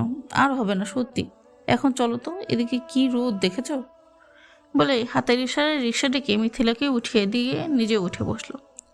এই গ্রীষ্মের রোদে পুরে আশাস প্রেমিকের দিকে অপলক চেয়ে রইল মিথিলা। ঘামে জবজবে পরনের সার, পুরো চুলগুলো এলোমেলো, শ্যামবর্ণ মুখটা আর একটু কালো হয়েছে রোদের তাপে। মিথিলা জানে সে হেঁটে এসেছে এই পথ, তাই দেরি। তবুও মিছে রাগ দেখায় সে। মিথিলা নিজের ওড়নার আঁচল দিয়ে মুছে দিল ছেলেটার মুখশ্রী। মনে করতে লাগলো প্রথম দেখা হওয়ার সেই মুহূর্তটা। রেস্টুরেন্টে কীরকম হাবুল হয়ে বসেছিল, যেন তাকে জোর করে বসানো হয়েছে। মিথিলা সেদিনই প্রেমে পড়েছিল অচেনা লাজক ভীতু ছেলেটার। সেই যে পিছলে গেল, আর উঠে আসার রাস্তা খুঁজেই পেল না। অব্র চোখের চশমাটা আঙুল দিয়ে উপরে তুলে বলল, এভাবে তাকাবে না মিথু, আমার ভীষণ লজ্জা লাগে। মিথিলা ফিক করে হেসে ফেলে। এরপর অব্রর মাথার চুলগুলো এলোমেলো করে দিয়ে বলে, ওরে আমার লজ্জাবতী। অব্র নাকটা কুচকে ফেলে, চশমার ভেতরে ছোট ছোট চোখ করে বলে, হোয়াট ইজ লজ্জাবতী? লজ্জাবতী শুনেছি, এই লজ্জাবোধ আবার কোত্থেকে আসলো? মিথিলা খিলখিল করে হাসলো, তারপর বলে উঠল, লজ্জাবতীর মেল ভার্সন লজ্জাবতা। ছেলেরা লজ্জা পেলে তাদের লজ্জাবতা বলে। অব্র শুধু চেয়ে থাকলো প্রেমিকার প্রাণোচ্ছল হাসির দিকে। তার চারপাশ জোর সেখানে থমকে গেছে। প্রেমিকার হাসির ঝঙ্কার তার পুরুষালী হৃদয়ে কাঁপে তুলছে। মিথিলা গা দুলিয়ে হাসছে। অব্র মিথিলার কোমর চেপে নিজের দিকে টেনে আনলো, মুখে শুধু বলল, এদিকে এসো, পড়ে যাবে। মিথিলাও চেপে আসলো। উত্তপ্ত দুপুরে কড়া রোদে নিচে একজোড়া প্রেমিক যুগল ছুটে চলছে নিজস্ব সুখের খোঁজে। তোমার আমার প্রেম, পর্ব 22। বুড়িগঙ্গা, ঢাকার প্রাণ, ঢাকার ইতিহাসের এক সজীব সাক্ষী। তার স্থির অথচ গম্ভীর স্রোত বয়ে চলে যুগের পর যুগের গৌরব আর বিস্মৃতি বুকে ধারণ করে। আনন্দের গাড়ি থেমেছে প্রায় 20-25 মিনিট হবে। সে ঈশানীকে গাড়িতে বসে রেখে বাইরে গেছে। ঈশানীকে কড়া করে বলে গেছে সে না আসা অবধি যেন গাড়ি থেকে বের না হয়। ঈশানী তখন থেকে খুটখাট করছে গাড়িতেই। বেশ কিছুক্ষণ পর আরহান আসলো। ঈশানীকে গাড়ি থেকে নামিয়ে তার নরম তুলতুলে হাতটা নিজের হাতের মুঠায় নিল। তারপর এগিয়ে গেল ঘাটের দিকে। সে একটা ছোট নৌকা রিজার্ভ করেছে, সেটা চড়েছে দুজন। ঈশানী প্রথমবার নৌকায় উঠেছে। বিশাল আকাশের নিচে নদীর শান্ত পানি। ঈশানীর চক্ষুদয় চকচক করে উঠল, হৃদয় নেচে উঠল আনন্দে। সে আরহানের হাত ছেড়ে উঠে সামনে গেল। নৌকার পাশ ঘেঁষে বসে নদীর পানিতে হাত ভেজাচ্ছে। চোখে মুখে তার দীপ্তি, বাচ্চাদের আগ্রহ, চোখের খুশির ঝিলিক এবং ঠোঁটে মিষ্টি মধুর হাসি। আরহান পুরোটাই দেখে যাচ্ছে। ঈশানী হাত উঁচিয়ে ডাকলো তাকে। আরহান পা বাড়ল সেদিকে, গিয়ে বসলো ঈশানীর পাশে। ঈশান খিলখিল করে হেসে বলল, কি সুন্দর তাই না? জানেন আমি আগে কখনো এদিকে আসিনি, নৌকাতেও উঠিনি। কি সুন্দর চারদিক। আরহার নজর কি তার আর চারদিকে আছে?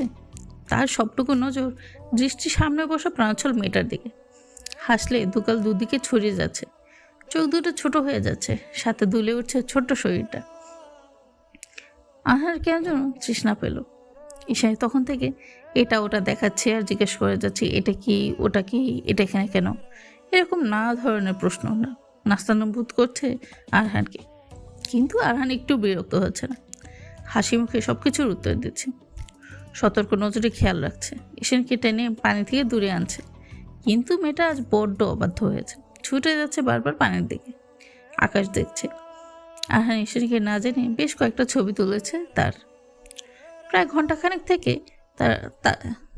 তারা নৌকায়। সময়টা এখন পরন্ত বিকাল, যদিও দেখে মনে হচ্ছে ঘোর সন্ধ্যা। হুট করে সাদা মেঘগুলো সরিয়ে কালো রাশি রাশি মেঘরা ভিড় জমিয়েছে আকাশে, ঢেকে গেছে সেই তেজস্বী উদীয়মান সূর্যটা। বাতাস ছেড়েছে ভালোই, শাঁসা করে বয়ে যাচ্ছে তুমুল বাতাস। আরহান পরিবেশ অনুকূল দেখে মাঝিকে বলল নৌকা ঘোরাতে, দ্রুত ঘাটে নিয়ে যেতে। মাঝিও কথা মতো নৌকা ঘুরেছে, প্রাণপণে চেষ্টা করছে যত দ্রুত সম্ভব ঘাটে পৌঁছানোর। এর মাঝে কয়েকবার মেঘ ডেকেছে। ঈশানী এবার বেশ ভয় পেয়েছে। আরহান ঈশানীর হাত ধরে আছে, কোমল মৃদু স্বরে বলে, কিছুক্ষণের মধ্যেই ঘাটে পৌঁছাবো, চিন্তা করো না। ঈশানী মাথা নাড়ল। অবশ্য তার বৃষ্টির আগমনী এই মুহূর্তেও খারাপ লাগছে না। একটা গা ছমছময় ব্যাপার আছে, পাশে পছন্দের নিজস্ব পুরুষ পরিবেশটাকে আরও অন্যরকম শিহরণ জাগাচ্ছে। ঈশানী একটু শক্ত করে ধরল আরহানের হাত, কিন্তু ঈশানীর গা ছমছমে ভাবটা বুড়ো আঙ্গুল দেখে আকাশ থেকে ঝমঝমে বৃষ্টির নামলো। তারা প্রায় ঘাটে পৌঁছে গেছে। বৃষ্টির পানিতে দুজনে ভিজে জবজব। নৌকা থামলে কোনো রকম তারা নেমে পড়ে, দৌড়ে গিয়ে ঠায় নেয় একটা টিনের দোচালা চায়ের দোকানের সামনে। ঈশানীর শরীর ভিজে বাজে অবস্থা, তার উপরে ঠান্ডায় কাঁপছে। আরহান একবার ঈশানীকে দেখে নিল, কাঁধে হাত দিয়ে আগলে নিল ঈশানীকে। চা বিক্রেতা লোকটা চায়ের কাপে দুধ দিয়ে ঘুরতে ঘুরতে বলল, মা কি নৌকায় উঠতে আইছিলেন? আরহান মাথা নাড়িয়ে হ্যাঁ বোঝালো। চা বিক্রেতা আবার বলল, মামি তো পুরাই ভিজে গেছে গা, কাঁপতাছে ঠান্ডায়। আরহান বেশ চিন্তিত হলো। গাড়িটাও একটু দূরে পার্ক করা, মেয়েটা ইতিমধ্যে ভিজে গেছে, আর এই ঝড়ো আবহাওয়াতে গাড়ি চালানোর রিস্ক। তার উপর সাথে ঈশানী আছে। কপালে ভাঁজ ফেলে জিজ্ঞেস করলো, আশেপাশে কোনো থাকার মতো হোটেল আছে মামা? বুড়িগঙ্গার আশেপাশে সাধারণত কোনো রেস্টুরেন্ট অথবা অন্য কিছু নেই। তবু মা বলল, এনে তো রেস্টুরেন্ট নেই, তবে একটু সামনে আগায় গেলে নতুন একটা বড় হোটেল আছে, অনেক গিয়ে খোঁজ নিয়ে দেখেন। বৃষ্টি তখনও ঝড়েই যাচ্ছে। ঈশানী নিজের গায়ের ওড়নাটা নিয়ে পুরো শরীরে জড়িয়ে দিয়েছে। তবুও আরহান নিজের শার্টটা খুলে ঈশানীর মাথায় দিল, দিয়ে ঈশানীকে নিয়ে ছুটলো গাড়ির দিকে। ঈশানী কিছু বলতে পারলো না, দৌড়ে গিয়ে গাড়িতে ওঠে। বৃষ্টির পানি আবার শরীরে পড়তেই ঈশানীর হাঁচি শুরু হয়ে গেল। আরহান টিস্যু দিয়ে যতটুকু পারলো ঈশানীর মুখ চুল মুছে দিতে থাকলো। মেয়েটার অবস্থা জুবুহুবু। আরহান গাড়ি টান দিল। 5-7 মিনিট পরেই গাড়ি থামলো একটা আবাসিক হোটেলের সামনে। ঈশানীর কাজ জড়িয়ে ভেতরে গেল। ঈশানী অবাক কণ্ঠে জিজ্ঞেস করলো, বাড়ি যাবো না, এখানে কেন এলেন? আরহান শুধু প্রত্যুত্তর করলো, ওয়েদার ফোরকাস্ট বলছে বৃষ্টি আরও বাড়বে, সাথে ঝড় হওয়ার সম্ভাবনা আছে, এই অবস্থায় গাড়ি চালানোর রিস্ক। তারপর রিসেপশনে গিয়ে একটা রুম বুক করলো আজকের জন্য। ঈশানীকে নিয়ে রুমে গেল। আরহান বিছানার উপর বসে টাওয়াল দিয়ে ভিজে মাথা মুছতেছিল। ঈশানী তখন দাঁড়িয়ে। আরহান একবার চাইলো ঈশানীর দিকে, তারপর বলল, দাঁড়িয়ে আছো কেন, যাও গিয়ে ফ্রেশ হয়ে আসো। ঈশানী তখন দাঁড়িয়ে কেমন যেন হাঁসফাঁস করছেন, তবুও মিনমিনিয়ে বলল, এখানে তো এক্সট্রা জামা নেই। আরহান শান্ত দৃষ্টি দিল ঈশানীর দিকে। পরপরই দৃষ্টি সরিয়ে বলল, ওয়াশরুমে বাথরুম আছে, আজ ওটা দিয়েই ম্যানেজ করো। ঈশার শরীরে যেন চমকে উঠল, কেঁপে উঠল খানিক। এদিকে ওদিক নজর ঘুরালো, কিছু বলতে চাইছে কিন্তু পারছে না, পরিস্থিতি অনুকূলে। ঈশানের পা বেরোল ওয়াশরুমের দিকে। প্রায় 40 মিনিট হয়ে গেছে, ঈশানের এখনো বের হওয়ার নাম নেই। আরহান ব্যস্ত পায়ে এগিয়ে গেল ওয়াশরুমের দিকে। তার মাথায় চলল, মেয়েটা কি অসুস্থ হয়ে গেল নাকি? সারা শব্দও নেই। আরহানকে দুটো টোকা দিল ওয়াশরুমের দরজা, তারপর প্রশ্ন করলো, ঈশানী, ঈশানী ঠিক আছো তুমি? ভিতর থেকে কোনো সারা শব্দ পাওয়া গেল না। এবার একটু জোরে দুমদুম করে বাড়ি দিল। উদ্বিগ্ন হয়ে বলল, ঈশানী সাড়া দিচ্ছ না কেন? আমি কিন্তু ভেতরে ঢুকে যাব। খট করে আওয়াজ হলো। ঈশানী নিজের মাথাটা শুধু বের করলো, তারপর মাথা নামিয়ে মৃদু কণ্ঠে বলল, এটা অনেক ছোট, এটা পরে আমি বের হতে পারবো না। আরহান শীতল চোখে চেয়ে আছে, তার চোখ দিয়ে যেন অন্য কিছু বলছে, কিন্তু মুখে বলল, বাচ্চামা করো না, পরিস্থিতি বুঝতে শেখো, বেরিয়ে আসো। ঈশানী শক্ত হয়ে রইল, তার মাথা খালি খালি লাগছে। লোকটা যদিও তার স্বামী, কিন্তু এখনো সেরকম খোলামেলা সম্পর্কে পৌঁছায়নি তারা। সে কিভাবে যাবে সামনে? আর তীক্ষ্ণ নজরে টিকতে পারলো না সে। দরজা আটকে দিতে গেল, আর হাত দিয়ে ধরে ফেলল।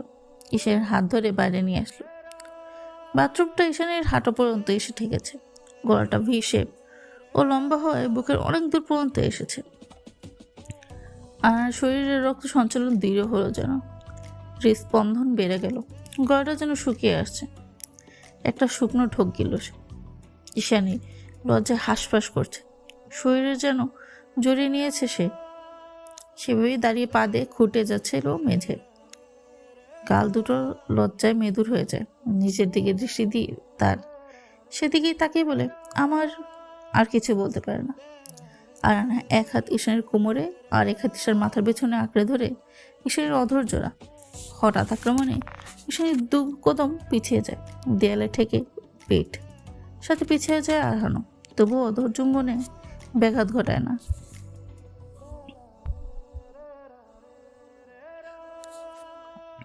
ঈশানী বিস্ফোরিত নয়নে চেয়ে, তখনও তার ছোট মাথা কাজ করছে না যেন, বিমূঢ় বিস্ময়।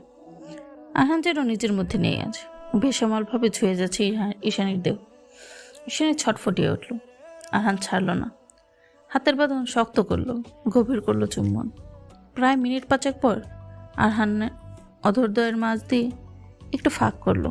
দুজনের উত্তপ্ত নিঃশ্বাস আশ্রে পড়ছে একে অপরের উপর। ভারী হয়েছে দুজনের নিঃশ্বাস। ঈশানীর শরীর কাঁপছে। সেদিনের চুমোর মতো আজকেরটা সফট ছিল না, অন্যরকম ছিল। আরহান ঈশানীর মুখ নিজের হাতের আজলায় নিল। ঈশানীর চোখ তখনও বন্ধ। গভীর আবেশে কপালে চুমু আঁকলো। হুট করে কোলে তুলে নিল ঈশানীকে। ঈশানী চট করে চোখ খুলল। চোখের মিলন ঘটল আরহানের সাথে। ঈশানীর নারী সত্তা কেঁপে উঠল। বুঝে নিল ভয়ঙ্কর একটা রাতের আভাস। আরহান ঈশানীকে বিছানায় শুয়ে নিজেও আছোয়া হয়ে তার উপর। তারপর ঈশানীর কাছে মুখ এনে উত্তপ্ত নিঃশ্বাস ফেলে ভারী কি গম্ভীর হাঁচকি টোনে বলে, নতুন একটি জগতে নতুন কিছু অনুভূতির সাথে পরিচিত হতে চাও ঈশানী? ঈশানী কেঁপে উঠল আবার। আরহান কথাটা অনুমতি চাওয়ার মতো বললেও অনুভূতির ধার ধারল না। মুখ গুজে দিল ঈশানীর গলায়। ঈশানী ছটফটিয়ে আঁকড়ে ধরল আরহানের ঘাড়ের মাংসল জায়গায়। আরহান যেন উত্তাল হলো, উন্মাদ হলো, বেপরা হলো সে তার স্পর্শে। ধীরে ধীরে অসহনীয় অসহ্য হয়ে উঠল ঈশানী। সমুদ্রের উত্তাল ঢেউয়ের মতো নতুন অনুভূতির জোয়ারে ভাসিয়ে নিয়ে গেল ঈশানীকে। ব্যথা মিশ্রিত সুখানন্দে গুঙ্গিয়ে উঠল সে। বাইরের উত্তাল ঝড় বৃষ্টির তাণ্ডবের সাথে পালা দিয়ে বাড়ল বদ্ধরুমের ভেতরের উত্তাল বৃষ্টির তাণ্ডব। প্রেমের সেই উত্তাল বৃষ্টিতে ভিজে গেল দুটো নর ও নারী, ভাসিয়ে নিয়ে গেল নিজেদের অজানা জগতে। ঘড়িতে সময় দেখাচ্ছে রাত 11:20। আয়রা খেয়ে দিয়ে মাত্র শুয়েছে। সবাই চোখটা লেগে আসছিল, কিন্তু তখনই ফোনের কর্কশ শব্দে তার ঘুমে ব্যাঘাত ঘটে। নাম্বার চেক না করেই রিসিভ করে সে। কর্কশ কণ্ঠে বলে, হ্যালো, কে বলছেন? ওপাশ থেকে রাশভারী কণ্ঠ ঠাট্টার আওয়াজ পাওয়া যায়। আপনার একমাত্র ভোলা ভালা নাদান অবস্বামী আর আপনার বাবুর বাবা বলছি। আর চোখ মেরে তাকায়। ফোন নাম্বারটা দেখে ঠোঁটের কোণে হাসি ফুটে ওঠে। সে বলে, তো আমার ভোলা ভালা নাদান অবস্বামী এবং বাচ্চার বাবা এত রাতে কল করেছে কেন? ইয়াসিন সে কথার উত্তর দিল না, বরং তারা দিয়ে বলল, শোনা, তাড়াতাড়ি গেটটা খুলে দাও, ভিজে যাচ্ছি তো। আহেরা এ পর্যায়ে হুড়মুড়ে উঠে বসলো। তারপর ব্যস্ত হয়ে জিজ্ঞেস করলো, আপনি বাইরে দাঁড়িয়ে আছেন? প্রশ্ন করলেও উত্তর অপেক্ষা করলো না সে। তড়িঘড়ি করে গায়ে অন্য চাপে বা স্যান্ডেল ঠেলে একটা ছাতা নিয়ে বেরিয়ে পড়লো। সদর দরজা পেরিয়ে গেটের সামনে এগিয়ে গেল। দেখতে পেল তার প্রাণের মানুষটা একটি গাছের নিচে দাঁড়িয়ে আছে। হায়রা ছাতা নিয়ে এগিয়ে গিয়ে ধরলো তার মাথার উপর। ইয়াসিন নিজেই ছাতাটা হাতে নিল। হায়রা অকপট রাগ দেখিয়ে বলল, গাড়ি আনেননি আপনি? রাস্তায় কি করছিলেন এত বৃষ্টিতে? ইয়াসিন প্রিয়তমা স্ত্রীর কপালে টুক করে একটা চুমু খেলো। তারপর আয়রার কাজ জড়িয়ে এগিয়ে যেতে যেতে বলল, রিক্সা করে এসেছি, তাড়াহুড়োয় গাড়ির চাবি আনিনি, আর যায়নি উপরে। আয়রা কিছু বলল না। বাড়িতে নিয়ে এলো আগে, রুমে এনে একটি গেঞ্জি ও ট্রাউজার দিয়ে দিল হাতে। ইয়াসিন পোশাক পাল্টে আসলো আয়রার যত্ন করে চুল মুছে দিয়ে, আর সাথে বকবক করছে, আপনি এত রাত্রে কেন এসেছেন? জানাবে তো আগে, তাহলেই তার ভিজতে হতো না, ঠান্ডা লাগুক শুধু একবার। ইয়াসিন হাসলো, হালকা হাতে কোমর পেঁচিয়ে ধরলো আয়রার। তারপর পেটে নাক ঘষে বলে, এসেছি আজ কদিন হয়। বিয়ে পর বউ ছাড়া ঘুম হয় না আমার, জানো না? দুরাত কত কষ্টে কাটিয়েছে জানো? আজ বউ ছাড়া ঘুমালে নির্ঘাত রোগ করতাম। পেটে একটা চুম বসে ইয়াসিন। আয়রা ইয়াসিনের চুল টেনে বলল, শুধু বাজে কথা তাই না? আমি তো আজই যেতাম, কিন্তু ঝড় বৃষ্টিতে আটকে গেছে। ইয়াসিন আহ করে উঠল। তারপর আয়রাকে নিজের পাশে জড়িয়ে ধরে বলল, এর জন্যই তো আমি চলে এসেছি, কাল বউ নিয়ে তবেই যাব। আয়রা লজ্জা পেল। কাল সকালে বাবা মার সামনে বেশ লজ্জা পেতে হবে। মুখে বলল, খেয়েছো কিছু, খাবার আনবো? ইয়াসিন খেয়েছে জানালো। তারপর আয়রাকে টেনে শুয়ে দিয়ে নিজেও শুয়ে পড়লো। তার ফাঁকা বুকে আয়রার মাথা নিয়ে ভুলিয়ে দিতে দিতে বলল, ঘুমিয়ে পড়ো, অনেক রাত হয়েছে। আয়রা বিড়াল ছানার মতো ঘুরিয়ে রইল প্রশস্ত বুকটায়। এই বুকটাতেই তোর তার স্বর্গের সুখ, তার পৃথিবী এখানেই। ঝড়ের তাণ্ডব মাঝরাতের দিকেই থেমে গেছে। চারদিক এখন শীতল ঠান্ডা আবহাওয়া। চারদিকে আজানের ধ্বনি জানান দিচ্ছে ফজর বক্তের। আহার মুক্ত বুকের উপর শুয়ে আছে ঈশানী। আহার মৃদু কণ্ঠে ডেকে ওঠে, ঈশানী। ঈশানী সেভাবেই কোনো রকম উত্তর করে, আহার ঈশানীর মাথার চুলে হাত বুলিয়ে দিতে দিতে বলে, উঠে পড়ো, গোসল করা দরকার, আজান পড়ে গেছে। ঈশানী ঠোঁট ভেঙে কেঁদে ওঠে, দুর্বল গ্রন্থরুদ্ধ অবস্থায় বলে, প্রচুর ব্যথা, করবো না আমি গোসল। আহান যেন তৃপ্তি পেল ঈশানীর কথায়, গালে একপাশে ছড়িয়ে গেল। হুট করে উঠে ঈশানীকে কোলে তুলে নেয়। ঈশানী কুকড়ে গেল ব্যথায়, চোখ মুখ খিচে বন্ধ করে নেয়। আহান গালে চুমু খেয়ে বলে, গোসলটা যে করতে হবে বউ, প্লিজ কেঁদো না, গোসল করে এসেই ঘুমিও। ঈশানীর কান্না থামলো না, আরো বাড়লো যেন। সেইভাবে বলল, আপনি খুব খারাপ, খুব পচা। আহান গাল ভরে হাসলো। ঈশানীকে গোসল করে বিছানায় শুয়ে দিয়ে নিজেও গোসল করে নিল। ঈশানীও নিজের শরীরে ব্ল্যাঙ্কেট জড়িয়ে নিল। ঈশানীর ছোট্ট শরীর তার বক্ষস্থলে জড়িয়ে ধরে মাথায় হাত বুলিয়ে ঘুম পাড়িয়ে দিল ঈশানীকে। সারা রাতের ক্লান্তির পর নিমিষেই ঘুমিয়ে গেল সে। আহান তার দিকে তাকিয়ে রইল কিছুক্ষণ, অনেকক্ষণ। তারপর ঈশানীর কপালে গাঢ় গভীর চুমু এঁকে নিজেও ঘুমিয়ে পড়ল। তোমার আমার প্রেম, পর্ব 23। নিস্তব্ধ রুমটায় ফোনের কর্কশ শব্দ বেজে উঠল। ঘুম ঘুম চোখেই হাত বাড়িয়ে ফোনটা হাতে নেয় আরহান।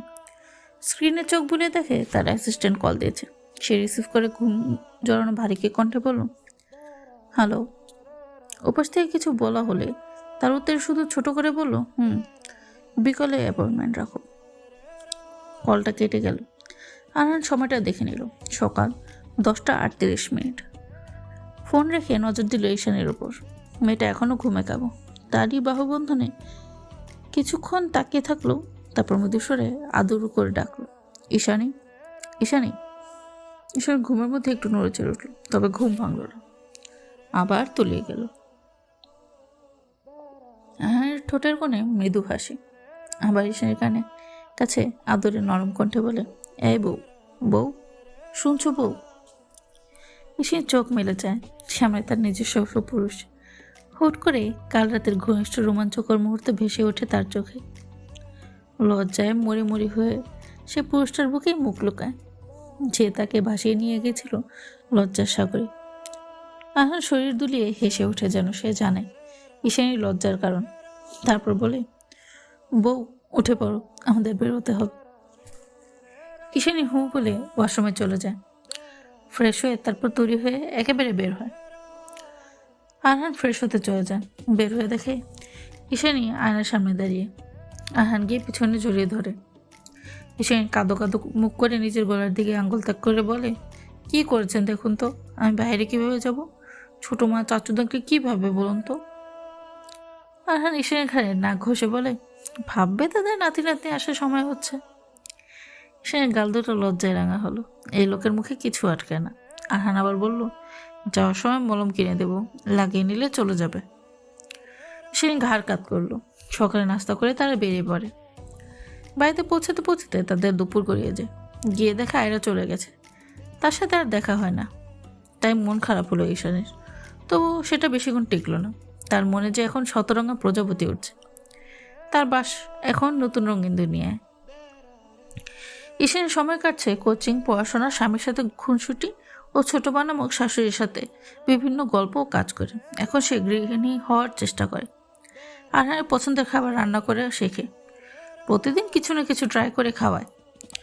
মোট কথা, ঈশানীর দিন যাচ্ছে এখন স্বপ্নের মতো। এরই মধ্যে শোনা গেল আগামীকাল ঈশানীর রেজাল্ট বের হবে। সেই থেকে টেনশনে ঈশানীর হাত পা ঠান্ডা হওয়ার জোগাড়। রুম জুড়ে পায়চারি করে যাচ্ছে। একবার বসছে, একবার উঠছে, একবার দাঁড়িয়ে কিছু একটা ভাবছে, আবার হাঁটছে। আরহান ল্যাপটপে কাজ করছিল। ল্যাপটপ রেখে বইয়ের দিকে তাকালো। হাসি পেল তার খুব, তবুও হাসলো না। হাসি সংবরণ করে কাছে ডাকলো ঈশানীকে। ঈশানীর সামনে এসে দাঁড়ালে তাকে টেনে নিজের কোলে বসলো। তারপর আদুরে কণ্ঠে বলল, কি হয়েছে, এত অস্থির হচ্ছ কেন? ঈশানী ঠোঁট উল্টে বলল, যদি কালকে আমি ভালো ফলাফল না করি? আরহান হাসে, তারপর বলে, না করলে আর কি করার, বউ তো আর ফেলে দিতে পারবো না, বাবাকে বলে একটা রিক্সা কিনে নেব। সে শব্দ করে বলল, আমি সিরিয়াস বলছি কিন্তু। আরহানও সেভাবে বলল, আমিও তো। ঈশানীর গাল ফুলালো, ঠোঁট উল্টে বসে থাকলো। আরহান ঈশানীর কোমর পেঁচিয়ে ধরে বলে, এত চিন্তা করো না, যা হবে ভালো হবে। আমার তোমার উপর বিশ্বাস আছে। ঈশানী কিছু বলল না, জড়িয়ে ধরল নিজের স্বামীকে। তবে তার চিন্তা গেল না। রাতটা প্রায় নির্ঘুম গেল। ভোর উঠে ফজরের নামাজ পড়েছে, সাথে 2 রাকাত নফল নামাজ। এখনো চিন্তায় হাত পা অসাড় লাগছে।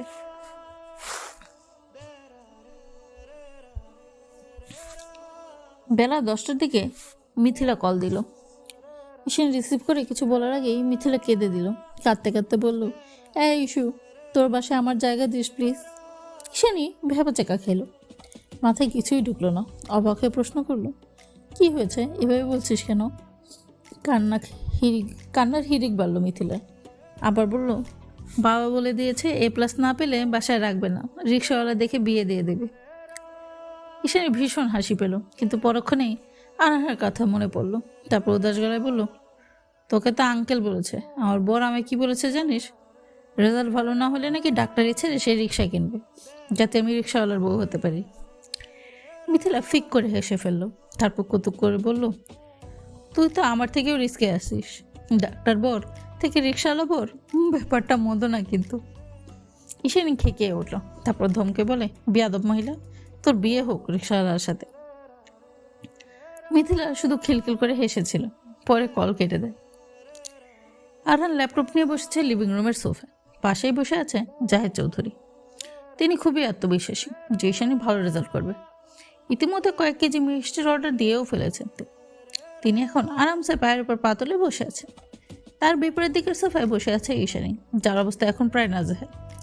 ভয় যেন কলেজে শুকিয়ে যাচ্ছে, ঘাম হচ্ছে অনবরত, বুকের ভেতর ধরাস করছে। তারপরে সেই বসে আছে মিনারা বেগম। তিনিও চিন্তিত, বিশেষত ঈশানীর চিন্তা দেখে সে আরও বেশি উদ্বিগ্ন। আরহানের ভাবমূর্তি বোঝা যাচ্ছে না। আপাতত তার পূর্ণ দৃষ্টি ল্যাপটপে। কয়েকবার ট্রাই করেছে, তবে সার্ভার ডাউন দেখাচ্ছে। একটু সময় নিয়ে আবার ট্রাই করলো। এবার কাজ হলো, স্ক্রিনে ভেসে উঠলো A+। আরহান তৃপ্তির হাসি হাসলো। কেউ দেখার আগে মুখটা গম্ভীর করে ফেললো। তারপর থেকে গম্ভীর কণ্ঠায় বলল, তোমার ফলাফল এসেছে। ঈশানের হৃৎপিণ্ড যেন ধুক করে উঠল। আরহানের গম্ভীর ও মলিন মুখ দেখেই ধরে নিল সে খুবই খারাপ রেজাল্ট করেছে। কেঁদে ফেললো ঈশানী। মিনার বেগম জড়িয়ে ধরলেন। আরহান বোকা বনে গেল। এখন তো সে ভালো খারাপ কিছুই বলেনি, তার আগেই কান্না করছে। এই মেয়ে পাগল নাকি? তারপর ব্যস্ত হয়ে বলে উঠল, এ মেয়ে কাঁদছো কেন? তুমি A+ পেয়েছো, দেখো, এই যে দেখো। ঈশানের কান্না থেমে গেল। পর মুহূর্তেই হিচকি তুলে আবারও কান্না করে দিল। এবারে আরহানকে বকলো অনেক। জাহাজ চৌধুরীতে বেজে খুশি। ঈশানের মাথায় হাত বুলিয়ে উনি বাইরে চলে গেলেন, এলাকায় মিষ্টি বিলাতে। মিনারা বেগমও উঠে রান্নাঘরে গেলেন। আরহান এসে বসলো ঈশানের পাশে। ঈশান যেন তেতে উঠল। চাপা গর্জে বলে উঠল, আপনি ভীষণ খারাপ, এভাবে কেউ ভয় দেখায়? আরহানের ঠোঁটের কোণে হাসি। সে ভেবে বলল, আমি তোমায় কিছু বলেছি ভালো খারাপ কিছু? তুমিই তো আগে ভেবে করে উঠলে। ঈশানের রাগ হলো খুব। ইদানিং সে রাগ, কষ্ট, দুঃখ, কান্না আর লুকিয়ে রাখে না। এই মানুষটার ছত্রছায়ায় সে তার আবেগ পূর্ণরূপে মেলে ধরতে শিখেছে। এবারও তাই রাগ সংবরণ করলো না। একদম হঠাৎ করেই আরহানের বাহুর অংশ কামড়ে ধরলো আর ছাড়লো না।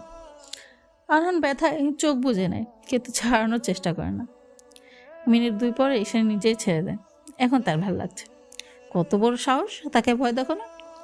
কিন্তু পর মুহূর্তেই জমে যায় আরহানের বলা শব্দে, এই কামড়ের শোধ আমি নেব, আর এমন জায়গায় নেব না পরে না পারবে ঢাকতে, আর না পারবে কাউকে দেখাতে। বউ এসে ঢোক গিলল। দাঁত বের করে হাসার চেষ্টা করে কিছু বলতে নিলে মিথিলা কল দেয়। সে কথা অসম্পূর্ণ রেখেই কল ধরে। ওপাশ থেকে মিথিলার উল্লাসিত আওয়াজে বুঝে যায় তারও ফলাফল আশানুরূপ। রাতে আরহান বেরোলো। সাধারণত হাসপাতাল থেকে বাসায় এসে সে বাহিরে যায় না। ঈশানীর ফলাফল দেখে আরহান দুপুরের পর আর চেম্বারে গিয়েছিল। ফিরে এসেছে রাত 9টায়। একটা কল এলে আর রাতে খাবার না খেয়েই বের হয়ে গেল 10টার পরপরই। এটা নিয়ে ঈশানী ভীষণ চিন্তিত। সে টেবিলে খাবার নিয়ে অপেক্ষা করল। ঘড়ির কাঁটার পেন্ডুলাম শব্দ জানা দিচ্ছে রাত 1টা। ঈশানী এবার আরও চিন্তা হলো, সাথে কান্না পেল। 2 ফোঁটা অশ্রু গাল বেয়ে গড়ালো। টেবিলের উপর হাত দুটো ভাঁজ করে দিয়ে তার উপর মাথা দিয়ে শুইল সে। কখন চোখ লেগেছে সেটার কলিং বেলের কর্কশ শব্দে ঈশানী লাফিয়ে উঠল। ঘড়ির দিকে তাকিয়ে দেখলো রাত 3টা 15 বাজে। সে ভাবলো আরহান এসেছে। দৌড়ে যায় দরজা খুলতে, কিন্তু দরজা খুলে তার হাসি মিইয়ে যায় হাওয়ায়। দরজার সামনে আরহান দাঁড়ানো, আর তার পাশেই দুর্বল জড়সড় হয়ে দাঁড়িয়েছে অলিভিয়া। ঈশানীর কলেজেটা এক মুহূর্তের জন্য ছ্যাদ করে উঠল। সে নির্বাক দাঁড়িয়ে আছে, দৃষ্টি কেমন যেন। আরহান অলিভিয়াকে নিয়ে ভেতরে প্রবেশ করতে করতে বলল, তুমি ঘুমাওনি কেন? ঈশানী যেন এখনো ভ্রমে আছে। গলা দিয়ে শব্দ বেরোচ্ছে না। আরহান অলিভিয়াকে যত্ন সহকারে সোফায় বসিয়ে দিল। এতক্ষণে মিনারা বেগম আর জাহিদ চৌধুরীও লিভিং রুমে চলে এসেছে। এত রাত্রে অলিভিয়াকে দেখে তারাও অবাক। কপালে ভাঁজ পড়েছে। কেউ কিছু জিজ্ঞেস করছে না। ময়নাকে দেখে আরহান বলল, ময়না গেস্ট রুমটা একটু পরিষ্কার করে দে। তারপর জাহিদ চৌধুরীর দিকে তাকিয়ে বলে, বাবা, অলিভিয়ার বাবা আজ সন্ধ্যায় ইন্তেকাল করেছেন। জাহিদ চৌধুরী ইন্না লিল্লাহি ওয়া ইন্না ইলাইহি রাজিউন বলে উঠলেন। অলিভিয়া ডুকরে কেঁদে উঠল। মিনারা বেগমকে জড়িয়ে ধরলেন। অলিভিয়া পাগলের মতো কাঁদতে কাঁদতে বলল, আন্টি, আমি তো এতিম হয়ে গেলাম আন্টি। আমার আর কেউ রইল না। আমি এই ত্রিভুবনে একা। কি হবে আমার আন্টি? বাবা কেন আমাকে সাথে নিলেন না? বলুন না। মিনারা বেগম জটিয়ে রইলেন অলিভিয়াকে। সান্ত্বনার বলে আওড়ে বললেন, এভাবে বলতে নেই মা। আল্লাহর আমানত আল্লাহ নিয়েছে। তুমি এভাবে ভেঙে পড়লে হবে? বাবার জন্য দোয়া করতে হবে। আমরা আছি তো তোমার পাশে। অলিভিয়া সেরাতে মিনারা বেগমকে জড়িয়ে ধরে অনেক কেঁদেছিল। কাদেরই কথা, মাকে হারিয়েছে জন্মের সময়। ছোটবেলা থেকে একমাত্র ছায়া ও শক্তি ছিল বাবা। সেই বাবাও ছেড়ে চলে গেল পৃথিবীতে। সে তো এখন নিঃস্ব। কিন্তু সেদিন কেন যেন ঈশানীর অলিভিয়ার জন্য মায়া লাগার বদলে ভয় পেয়েছিল। কোনো এক অজানা কারণে তার মন গেয়েছিল। ভিতরে ভিতরে কুকড়ে ছিল মেয়েটা। কিন্তু এমন পরিস্থিতি কীভাবে রেক করবে সেটা বুঝে উঠতে পারেনি। সেখানেই ঠাই দাঁড়িয়েছিল মূর্তিকে। হৃদয়ে বয়ে যাচ্ছিল কালবৈশাখী ঝড়। ময়না এলো ঘর পরিষ্কার করে। মিনার বেগম অলিভিয়াকে নিয়ে গিয়ে গেলেন রুমে। নিজের যত্ন সহকারে শুয়ে ঘুম পাড়িয়ে দিয়ে তবেই নিজের রুমে গেলেন। মহিলার মাতৃস্নেহ অনেক। যে কারো কষ্টে তার হৃদয় কেঁপে ওঠে। ঈশানী তখনও মূর্তির মতো দাঁড়িয়ে। আরহান শরীর ক্লান্তিতে ভেঙে এসে পড়ছিল। ঈশানকে দাঁড়িয়ে থাকতে দেখে এগিয়ে গেল। ওর হাত ধরে জিজ্ঞেস করলো, এখানে দাঁড়িয়ে আছো কেন? চলো রুমে চলো। আরহান হাত ধরে নিয়ে গেল ঈশানীকে। ঈশানী শুধু মূর্তির মতো ছুটল। তার হৃদয়ে দানা ব্যথা ভয় না, তার নিজের উপর ভীষণ লজ্জার ধিক্কার জানালো। একটা অসহায় মেয়েকে ঘিরে কিসব চিন্তা করছে, নিশ্চয়ই তার মস্তিষ্ক বিকৃত হয়ে গেছে। কিন্তু তবুও ভিতর থেকে কারা যেন সমস্বরে চিল্লিয়ে ঈশানীকে বলছিল, সাবধান ঈশানী, সামনে বড় ঝড় আসতে চলেছে, এবার হয়তো তুই সেই ঝড়েই উড়ে যাবি। ঈশানীর ভেতর থেকে কেমন হু হু কান্নার দোলা পাকা হয়ে আছে। সে উপরে স্বাভাবিক থাকলেও ভেতরে চলতে থাকলো এক দুর্বিষহ ঝড়।